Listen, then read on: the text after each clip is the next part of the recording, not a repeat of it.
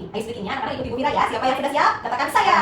Oke, ikut Ibu Mira ya. 1, 2, 3. Tangan ke atas menggapai bintang, tangan ke samping burung yang terbang, tangan ke depan bertepuk tangan, tangan ku angkat siap berdoa. Oke.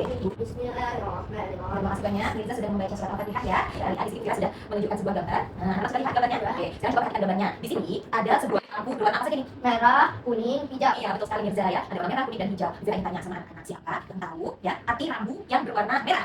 Oke, boleh Sasa dulu? Itu berarti berarti. Iya, jawabannya sudah bisa. Sekarang kita ingin anak-anak coba bayangkan bagaimana apabila di jalan raya tidak ada rambu lalu lintas. Apa yang akan terjadi? Oke, silakan Mirza. Mungkin dia jadi kacau. Benar sekali, jalanan bisa sangat kacau dan bisa terjadi kecelakaan di jalan, dan itu sangat berbahaya ya apabila tidak ada aturan ya yang mengatur adanya rambu lintas ya. Nah, selanjutnya di pekan kemarin, di pertemuan kemarin kita sudah belajar tentang aturan yang ada di rumah dan aturan yang ada di sekolah. Nah, rambu lalu lintas ini juga digunakan sebagai aturan untuk mengatur pengguna jalan, betul, pengguna jalan raya ya. Sekarang hari ini kita akan berdiskusi anak-anak. Ya, kita akan berdiskusi. Siapa yang siap untuk berdiskusi? Katakan saya. Oke deh, baik. Hari ini kita akan berdiskusi mengenal rambu lalu lintas.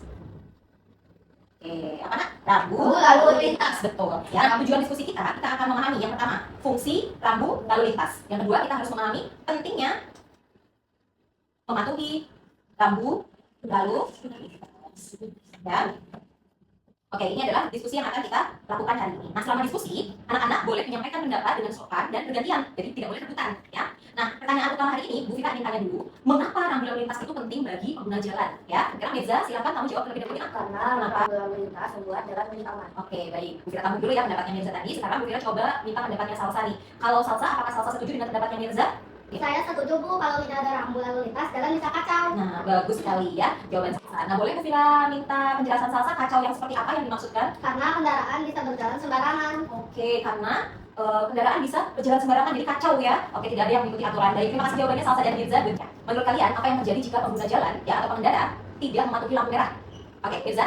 Bisa menyebabkan kecelakaan. Oke, bisa menyebabkan kecelakaan. Mengapa bisa menyebabkan kecelakaan? Karena kendaraan dari arah lain tetap berjalan. Oke, karena ada kendaraan dari arah lain tetap berjalan. Nah, Salsa, apakah Salsa ada pendapat lain? Menurut saya juga bisa menyebabkan kemacetan. Oke, jadi ada dua pendapat yang kita sepakati. Yang pertama menyebabkan kecelakaan, dan yang kedua menyebabkan kemacetan ya. Nah, contohnya, Kalau misalnya itu kan bisa jadi double. Kalau misalnya ada orang kecelakaan, di belakang ada orang, pasti kita jadi macet kan? iya betul sekali. Adanya kecelakaan ini bisa berakibat menjadi kemacetan. Oke, selanjutnya menurut kalian, apakah semua orang itu mematuhi aturan lalu lintas? Oke, Salsa, silakan Salsa. Tidak selalu Bu. Kenapa begitu? Mungkin karena mereka terburu-buru. Oke, mungkin karena mereka terburu-buru ya, sehingga mereka jadi tidak mematuhi lalu lintas seperti itu ya. Oke, kalau Mirza, menurut Mirza, bagaimana pendapat Mirza? Mungkin juga karena tidak tahu arti rambu Bu. Oke, betul ya, sangat bagus. Ibu senang sekali kalian berani untuk menyampaikan pendapat ya. Salsa, bagaimana tanggapanmu mengenai pendapat Mirza?